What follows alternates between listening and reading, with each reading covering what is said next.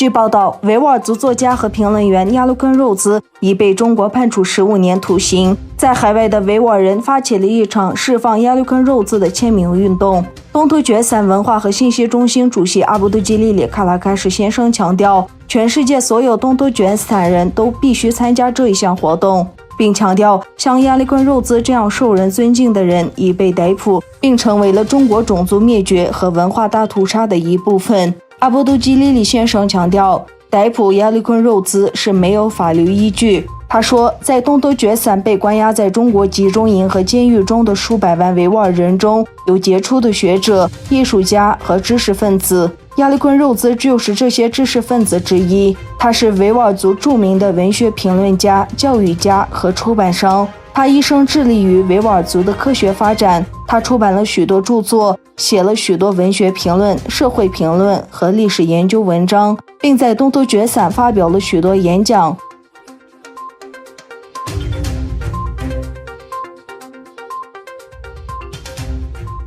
美国议员已致函特朗普政府，督促严厉制裁破坏维吾尔人的中国官员。美国众议院中国委员会表示，由共和党参议员马克·鲁比欧领导的超过75名美国议员已致函国务卿蓬佩欧和财务部长马诺钦，督促美国政府以破坏维吾尔人的名义对中国政府实施制裁，并呼吁结束屠杀。鲁比欧在信中说，现在是美国采取行动的时候了，并称美国和国际社会必须对中国对维吾尔族的破坏做出回应，因为有许多证据表明中国故意破坏了维吾尔族的家庭、文化和宗教遗迹，并虐待了维吾尔族妇女。国会议员还呼吁美国政府及其盟国召集联合国安理会关于这一问题的会议，并任命一名特使对维吾尔侨民的情况进行调查。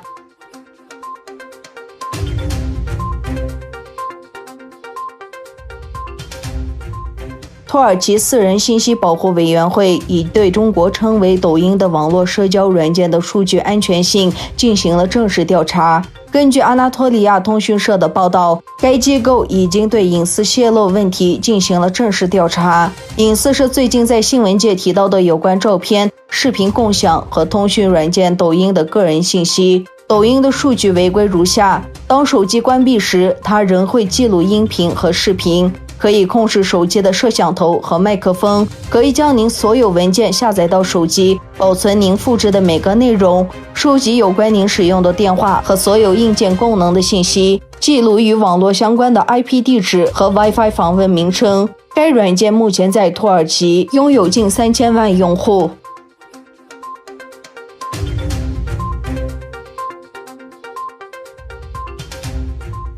美国国务卿蓬佩欧对中国在发生主权争端的南中海举行的军事演习做出了反应。另一方面，菲律宾警告中国，如果在南中海进行军事演习时侵略菲律宾领海，他将严厉报复。蓬佩欧在推特账户上发表声明说，中国在南中海的军事演习非常具有挑战性。越南早些时候宣布，中国在6月1日至6月5日进行的军事演习侵犯了其对群岛的主权，并且难以维持该地区的和平、稳定与合作。他说，如果在海军演习中侵犯菲律宾水域，我们将进行严厉报复。